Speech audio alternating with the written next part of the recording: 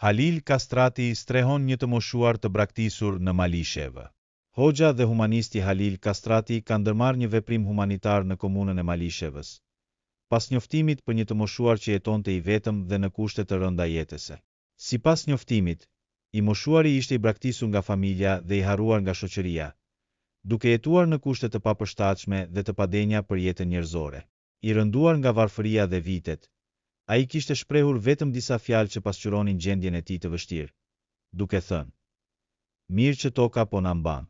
Pas takimit me të moshuarin, Halil Kastrati së bashku me bashkëpunëtorët e tij ndërhyn menjëherë, duke strehuar atë në një shtëpi për të moshuarit. Aty, ai do të ketë kushte më të mira jetese, ushqim, ngrohtësi, kujdes shëndetësor dhe mbështetje të vazhdueshme, me synimin që të jetojë me dinjitet. Kastrati ka theksuar se askush nuk duhet të kalojë vitet e fundit të jetës në vetmi, dhe se asnjë njeri nuk duhet të ndihet barë për shoqërinë. Ai ka shprehur mirënjohje ndaj Zotit dhe bamirësve që mbështesin veprimet humanitare, duke bërë thirrje për më shumë solidaritet dhe kujdes ndaj personave më të pambrojtur në shoqëri.